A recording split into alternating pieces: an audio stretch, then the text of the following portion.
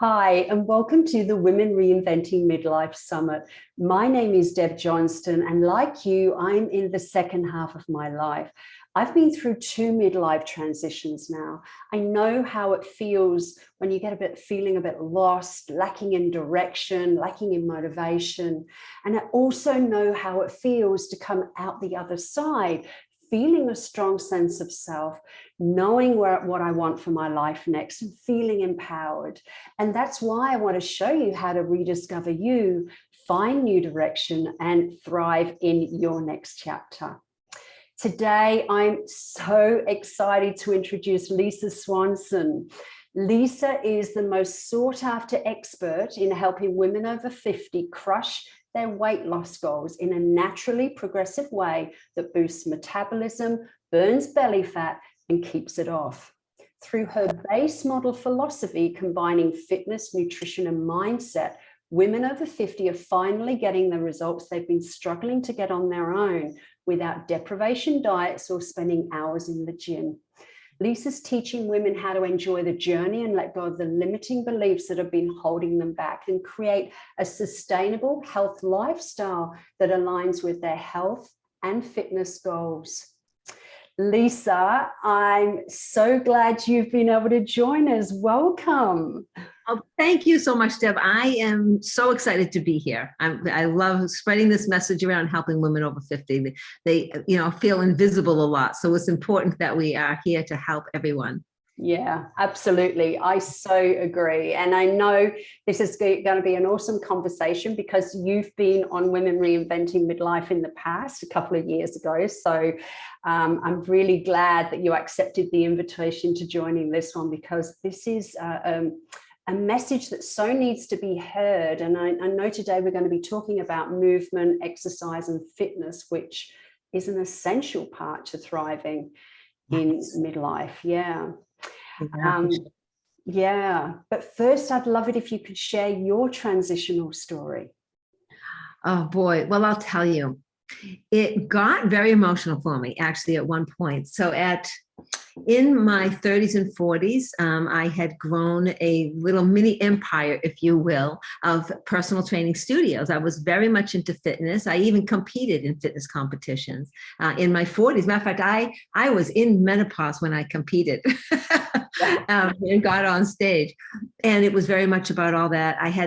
About the fitness and the nutrition. It was just really focused on that. And it was overwhelming because I had 3 studios. I was working a lot. I was actually getting a little disconnected from my clients, and they really wanted to see me, not just my younger trainers, right? They're like, Lisa, we love what you do, but we feel like we're working with our sons and our daughters because they were younger and they don't quite get me.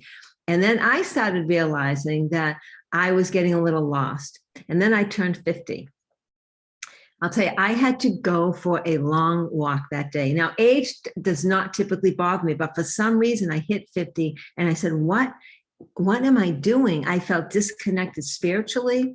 People talk about, well, connecting to your intuition, listen to your intuition. I'm like, what intuition? I don't even know what my intuition is anymore. And I just started thinking, well, what do I want out of this life? It's got to be more, there's more to this than that. And I started dreaming up what if there were no limitations and everything was possible, what would I want? And I'm like, I'd like to help other women just like me that are feeling, well, I'm feeling changes, but you're feeling a little invisible. And knowing that I don't want my body to change, I want to be just as strong and healthy into my 80s and 90s and hundreds. My kids joke because I tell them I'm going to live to 120. And it's like, but I want them to realize now, how do we do it? There's very little information out there for women over 50, as you know. And so I started learning more because I'm all about learning, kept learning more and growing. And I systematically sold off my studios one at a time and started creating body and soul coaching into what it has morphed into today, which is a complete online program specifically for women over 50. Wow. I can absolutely resonate with what you said there. What intuition. I don't know what you're talking about. And I have to say, I was the same, it was, I'd been so busy and head focused that I Mhm. hadn't really tuned into listening to my intuition and following the guidance that Right. we're always getting. It's so true, isn't it? Yeah, it's like when you say you're so in your head. I remember, like, even I have a spiritual mentor now, even, and it's like, and we talk about just getting all up in your head and connecting it to your body. I mean, that mind body connection is more than just when you're exercising. It is spiritually connecting, right? And Yes. feeling, where do I feel this in my body? What's my body telling me? You know, if it's even down to when I go to a doctor and they say, oh, we want to put you on a certain medication, I can feel it in my body saying, no, that one's not right for you. Don't take it. You know, but I remember I was just so disconnected from all of that at that point. Yeah, and possibly because you were so busy, because you had so much going on, and it sounds like it was no longer feeding your soul what you were doing. No, it wasn't. It was being completely overworked and overwhelmed. Mm. Always not sleeping. I can remember sleeping 3 and 4 hours a night. That was it. And just being and wondering, well, why am I never in a good mood? Well, of course, I wasn't taking care of myself. That self-nurturing just was not happening. Yeah. Yeah, I can definitely relate to that. Yeah, definitely. Definitely. So you mentioned that exercise also feeds your Mm. soul. Yeah. Yeah. Absolutely. Mm. I think, like, even like we talk about the runner's high, right? A runner goes through and this, oh, I get that runner's high. And it absolutely is there. I can actually feel that even with working out, because I feel like when you're working out with weights, with strength training, just getting that, like, focusing on the muscle and really dialing in. I'm probably one of the few people who does not listen to music when she works out. I want silence. And so I'm very different in that way. But that, I feel that it's a huge connection to your soul when you're working out with weights. You can really connect into your body and feel every single cell, right? If you want to get that detailed with it, you can really get into it. People say, oh, I need a harder exercise. It's like, no, you don't. You can feel anything if you connect strong enough. Like, I've been working a long time, but I don't even put a weight in my hand. I do a bicep curl. I can make myself feel it if I can connect strong enough, right? So there's, yeah, definitely a body soul connection with the fitness. That's really true, because you could be, I mean, I was a gym goer for like 20 years, loved it, loved it, loved it. And then when I went through this transition, I lost interest, right? I lost interest in the gym, still walking, still doing other exercises, still doing yoga, but I lost interest in the gym. And I had to really coax myself into going back. And this is probably a really great insight that you were going to share anyway. But when I was diagnosed with the early stages of osteoporosis, it forced me back in there. And you are exactly right in what you're saying, that if I'm doing weights and I'm in my head and I'm thinking about something else, number one, I'm not working out the muscle properly. And number two, I'm not connecting with myself. Yeah. Exactly. Yeah, take that time to really nurture yourself. Don't just, people go and they have headphones on, they're talking to somebody. I can remember walking by somebody in the gym and they had their phone in one hand talking and like one hand like going like, I'm like, seriously, like, is this, you're not really getting anything out of this. You need to work a little bit harder, not just that, but it's like, come on, be present while you're doing something, right? That's right. It's the same with anything, isn't it? And exercise is no different. It's about being present with what we're doing, and we're going to get so much more out of it. We're going to get better results if we're present. Absolutely. Absolutely. Mm. Yes. Mm. So I've alluded to it a little bit already. So what actually happens with our body if we don't make a commitment to exercise in this phase of life more than ever? Yes, it's so incredibly important. And unfortunately, I see a lot of women focusing on the cardio instead of on the strength training. And it's like, I think because you're moving quickly, there's an association with cardio and fat loss or cardio and weight loss. And it's like, no, that's really not what's going to do it. It's the strength training that's really going to make the difference in our bodies. Because as women, as we get older, we are losing 0.5 pound of lean tissue a year. Now that's a metabolically active tissue. So that means even at rest, we are burning fewer calories. So right there, that slows our metabolism down. The muscles are atrophying, right? They're getting smaller, which means we're not as strong. We're not as capable of taking care of ourselves anymore. And that's really important. Not just, it's like those activities of daily living, right? Being able to push and pull, which may seem, well, I can push and pull things. Like not if you need to, like if you live in New England like me and you need to shovel, it's going to be getting kind of hard to shoveling. Somebody else is going to have to do it. Or pushing a grocery carriage, reaching up in the high shelf. All these little things that we take for granted now become difficult, because now as you're reaching for that shelf and you look up, what happens? Your balance can get thrown off. Now, if you're weaker, you have osteoporosis, you don't have as good functional fitness, you're going to be at a higher risk to fall. You fall down, now this is where bones stop breaking, right? If we're not doing this. And so just think of, all the things, the implications. And I really feel like when women start breaking bones, when it gets to that point, you're on a really steep slope, downhill slope. And you've got to start reversing that right away. Hopefully you're starting to reverse it before you get to that point.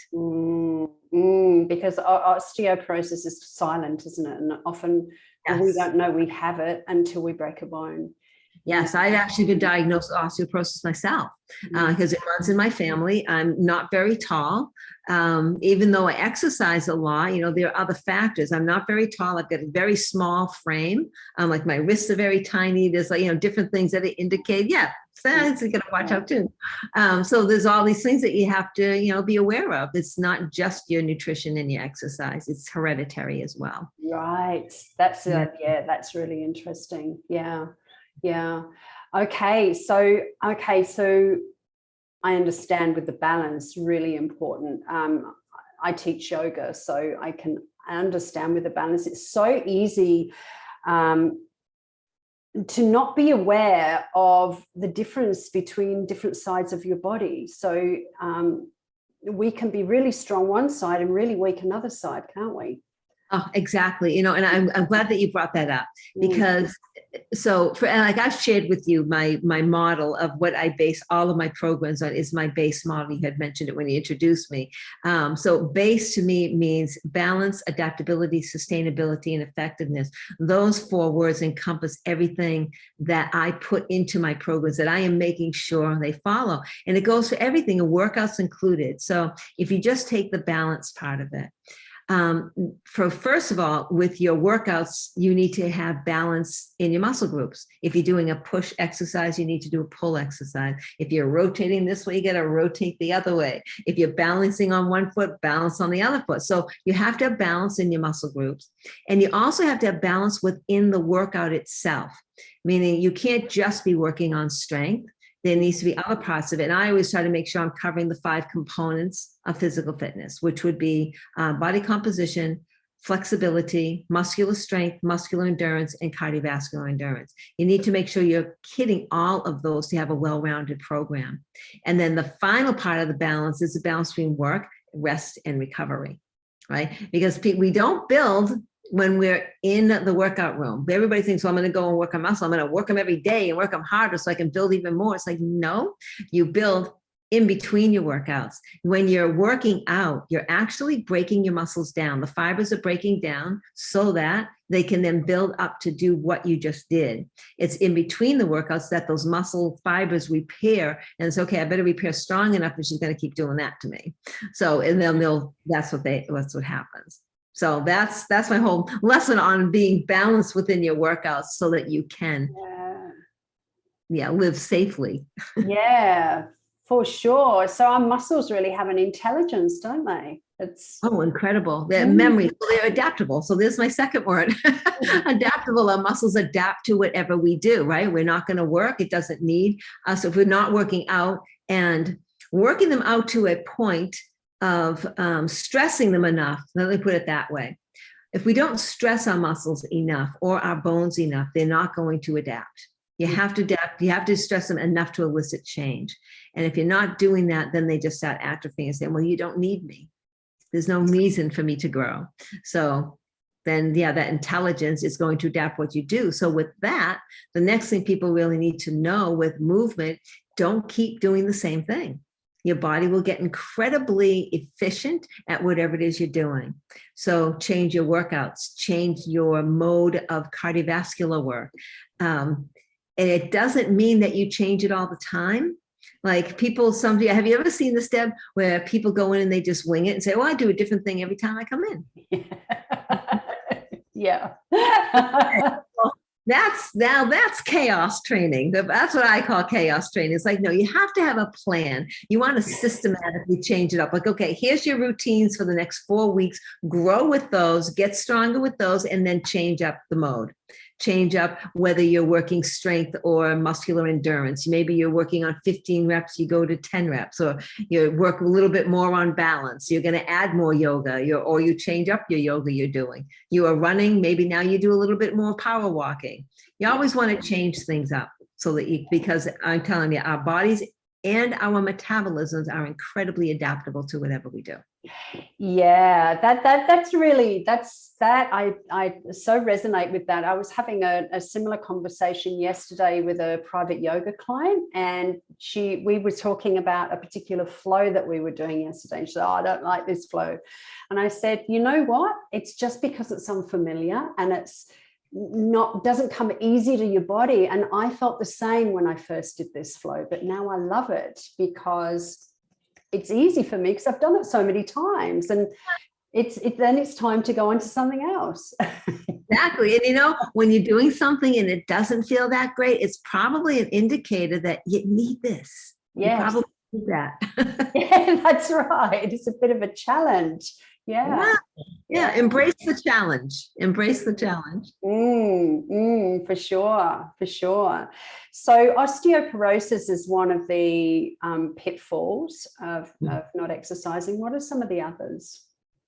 Well, let's see. So if you're not exercising, I think, there's osteoporosis. There's also the muscle atrophy, right? So we become weaker. And even like your grip strength goes, all of that. And that weakness makes activities of daily living much more difficult for us.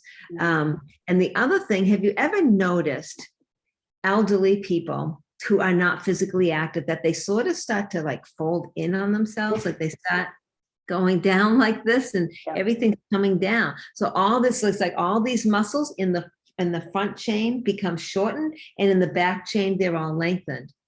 And so and just think about what's happening to your organs, what's going on with your body, that it's all this pain is going to start having. So I think that pain is a big part of it. Arthritis, if you're not balanced, the pain in your muscles, the pain in your joints, and that takes a lot of work to get that back. So I think keeping that balance on either side will help you to maintain proper posture. So you're standing up straight. Because people say, oh, I really want to work my abs. And it's like, well, it's not just your abs. It's like when you're sunk in like this, your abs can look like they're sticking out, but like stand up nice and tall and get that nice straight spine. Keep those shoulders back. It's called packing your shoulders. You're probably familiar with that. Rolling the shoulders down and back so that scapula lays nice and flat on your back. The glutes being nice and tight and the hips being mobile. You're going to move with so much more ease with everything you do. You're going to be able to take care of you. I think this is one of the most important things that women say to me when they first come to work out. And I say, well, what are your goals? And of course, there are weight loss goals and things like that. But they'll also say, I want to be able to take care of me. I don't want my children taking care of me. I don't want to end up in a nursing home. I don't, all of these things are things that we really do need to think about. I know I don't ever want to end up there. I want to make sure that I can take care of myself. So I think in a very direct way, if you're not exercising, you are going to lose your independence. Oh, yeah, I can certainly see that. And that's one of my intents, is to keep myself strong, fit, healthy, so that I'm capable right up until the day I take my last breath. And that's how I want to live. And I think it's if we have children, it's so important for our children that we do that. I mean, that's my personal belief, I guess. Yeah, I agree with that. So I'll tell you a quick story. So I have my mother and my mother-in-law. About a 10-year difference between the two. Now, my mother, when she was very young, was athletic. She was on the basketball team, which was unusual in those days, but she was on the basketball team. She was very athletic, very fit, thin, but she did not take care of herself when she got older. She ate terribly. She did not exercise. So I started noticing when we were going out, she would like, well, Lisa, hold my hand, going downstairs. She was afraid she was going to fall. She was losing her balance. Her mood was not very good. She had very pessimistic outlook. And you're just seeing these changes happening. And it's just like, well, she's eating crackers and soda or tonic. I don't know what you guys call it for dinner. And it's just like, it's like, make some vegetables. What are you doing? And then there's my mother-in-law, who's 10 years older, who just had this zest for life. And she went to water aerobics a couple of times a week. She walked her dog daily, and we're all big sailors here. So she would go sailing with us every weekend. Now I'm talking to a woman who's in her late 80s, climbing up into our sailboat and going sailing with us every single weekend during the summer. I mean, and just everything was just so much different. She was just healthy and vibrant right up until the day she died.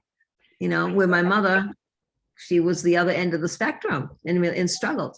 And it makes us unhappy, doesn't it? If we can't get around, if we don't have our independence, Right. it makes us really unhappy.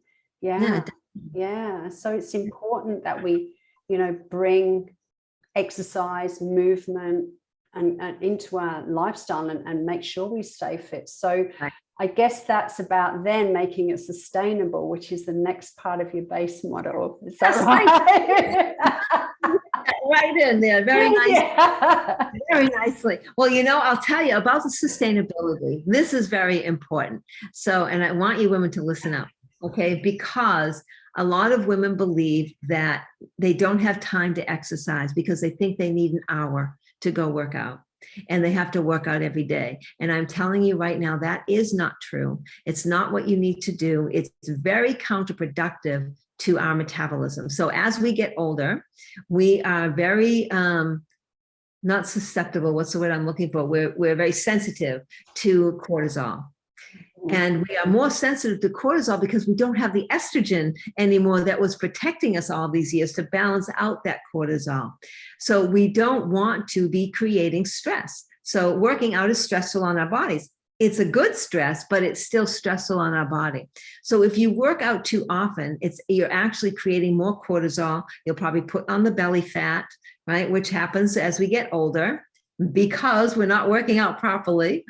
So you want to stop that by making sure you have a sustainable workout program. So what does that look like? If you're trying to lose weight, I would say, and you're lowering your calories for something like that, with workouts, I want you to not exercise as much. So typically what people do, they say, well, I want to lose some weight, so I'm going to lower my calories and I'm going to increase my exercise. And they get this big gap going on, and that big gap is stress. And the way that our body, our metabolism is going to respond to all that stress is it's going to slow down or increase your hunger and cravings, make you irritable. So we don't want that to happen. So if you are lowering your calories to lose some weight, which you may need to do, instead of bumping your exercise up here and exercising more, I want you to exercise less.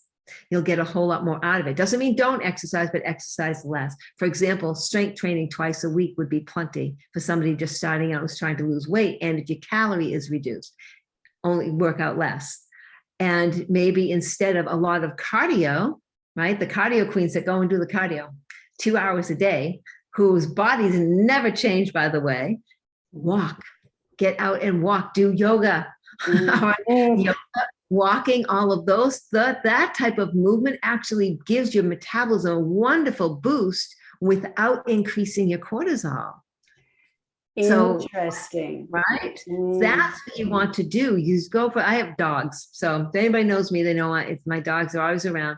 And I'm walking my dogs all the time. I do not do as much cardio as I used to when I was younger. I do less. And now I don't have as much stress on my body. My cortisol levels come down, and that's how I'm able to stay leaner. That's really interesting. Yeah, I mean, I have to say, for me, it's walking, yoga, and a couple of days a week strength training. So it's and I love how you said it doesn't have to be an hour every day. We have just moved to a new house, which is about just under 2 kilometers away from the beach. Now, if I were to walk there and walk along the beach and then walk back, it's an hour round trip. So, so what I've started doing, and I was thinking, oh, I can't do this. I've got to go down to the beach. I love being at the beach, but it's going to take me an hour. But then all of a sudden I realized all you got to do is get in your car. Just get in your car, drive down and walk at the beach. That's great. Sometimes the obvious is just not obvious, right? That's so funny. Yeah. So actually, I want everybody to know to keep those workouts short, because the longer you work out, the higher that cortisol is going to be. And we want to keep the cortisol levels down. So when you work out, go ahead and work out hard. I mean, I like to work out hard still. So don't get me wrong. I'm still lifting heavy weights. I love to do that. I have fun doing my HIIT cardio sometimes, or whatever I feel like doing that day. But then I'm going to end it with something relaxing. You want to bring the heart rate back down. You want to bring the cortisol levels back down. Don't end with your cortisol up here, and then you go and eat. So now you've got your cortisol up, you go and eat, your insulin's going to increase. And this is when you have the cortisol and insulin together, that's when you start having trouble, right? Because cortisol is good for us. You know, cortisol's not all that bad. It gives us the get up and go in the morning, right? It also does help to build muscle. It's when you have too much of it, and on top of it, the insulin being released, that's when you start getting the belly fat. That is so interesting, because many years ago, we were taught that if we eat straight after exercise, that it keeps your metabolism going. But so you've got cortisol meeting insulin. If you're ending it with yourself like really ramped up and you didn't bring that back down again, especially now. So it probably did work for us. Let's think about it, because it wasn't a problem. We're younger, we're older now. We need to be different. We need to work smarter, not harder, right? So we need to say, okay, I'm very susceptible to this cortisol effect that's happening. So let me bring things down again. And they're also finding in studies now are saying that window that you have to eat right afterwards to build your muscles. And I still agree with that. Get some protein and carbs in before and after your workout. Absolutely. But it doesn't have to be like within 30 minutes. Like I was taught when I was growing up, I was like, hurry up, where's my protein drink? I got to get that in. It's like, now they know, they're saying an hour, 2 hours afterwards is perfectly fine. Brilliant. So bring the cortisol down, I guess, with some stretches or something some like stretches, that. Yeah. Slow walking, stretches, yoga, nice relaxing flow yoga. Then yeah, definitely Tai Chi, Yeah, wow. That's an amazing insight. I learned something new. my clients, like, here's a little tip for you guys. When you are on vacation, people go on vacation like, oh, I know I'm going to go out and eat. It's like, all right, then make it work for you. I mean, plan your meals. That's a whole different discussion. You plan your meals. You plan for having that big dinner at night because you're out on vacation. But I'm also going to recommend go for a walk before you eat, or do your strength training before you eat. And then you can lower the glycogen stores and you'll be ready to receive it. And then after you eat your meal, go for a nice relaxing walk. All right. So now you're going to keep that cortisol down, but you're going to get that metabolism going to work through some of all that food that you just ate. That's a great insight. Awesome. I remember that. I'll remember that next time we go out for dinner too.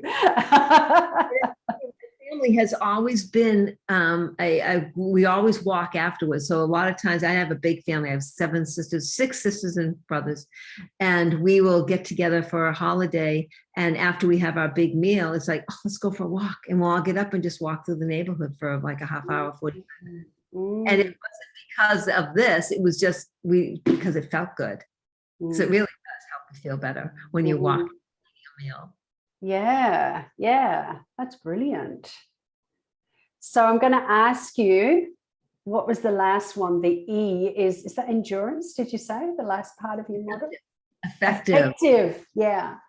So I feel you don't want to be doing something that's not going to be effective. And to me, effective means that it not only gets you to the goal, it keeps you there. Because if you have to keep coming back and doing the same thing over and over again, I'm sorry, it's not effective. And too many women blame themselves for failing at diets and programs like that. They say, oh, it worked so well when I did it, but then I couldn't keep it up. So I have to go do it again. I got to work harder. And it's like, no, you didn't keep up because it wasn't sustainable. And so that's not an effective program. So an effective program is balanced, it's adaptable, and it's sustainable. And that's what leads to the effectiveness. Yeah, right. Okay. Yeah. I can see that. Yeah, fantastic. Okay, so it's obvious that strength training is of utmost importance in this phase of life. Yeah. Utmost importance. This is the most important thing that you can do to keep your body, especially in this day and age when we're not working like our ancestors did, right? We're sitting a whole lot more. All the social media, everything is just digitalized. So in our bodies, our lower body, where our biggest muscle groups are really atrophying. I mean, I noticed it when I switched over and I started working online instead of seeing people in person. And I was like, what happened to my lower body? I started sitting to it. I was like, I'm going to get up and start walking a little bit more and get that strength training in. It's very important. Yeah, it is. It is really important. And I agree. I noticed that when I took a break from the gym and I stopped doing the weights and the strength stuff. And I did that for quite a few years. Once I took that break, I noticed my muscles in my legs start to atrophy. It was incredible to see. And I started to get that saggy skin look on my legs because the muscles were getting smaller. Exactly. The muscles are getting smaller. The fat starts accumulating. It's just, that lack of movement, and also not just the looks. And I know that is important because we do want to look. We want to look our best. We want to look as our best version as we can. We're not trying to be 20-year-olds again, but we do want to look good and feel confident. But also with a lot of that sitting, which most of us are doing these days, with a lot of that sitting, it's not just the atrophy of the muscles. Just think about now your joints aren't working as well. So with a lot of sitting, our hips are not as flexible as they should be. And if you're losing that mobility in your hips, guess what's going to start hurting? Your low back and your knees. Yeah. All right. That's what people say. Oh, my knees are really bad. I got to work on my knees. It's like, no, it's probably your hips. Okay. If you have a joint that's bothering you, look at the joint above and below it. And that's probably where the problem is, because the knees are compensating for the lack of mobility in your hips. So get up at least every hour and start doing some squats. Start doing some, if you can't do squats, do bridges, do leg raises, do anything you can to just keep those muscles active throughout the day. And that will help to counteract all the sitting that you're doing. I have actually started to break my day up, my work day. So I'll do an hour of work and then I'll go and hang the washing out and do another hour of work and I'll go and make the bed. So I don't actually do everything in the morning before I start work. I do it in stages so I can keep active. Yeah. I do. Yeah. Yes. What a difference. It's such a difference. Massive difference. Yeah.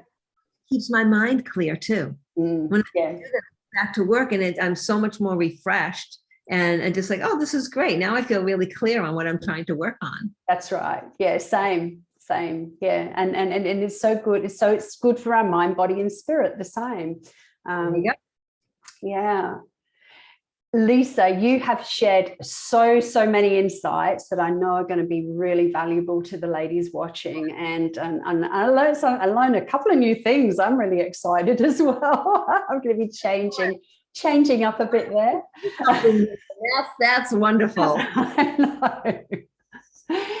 I know that you have a wonderful free gift to offer our viewers, don't you? Would you like to share a little bit about that?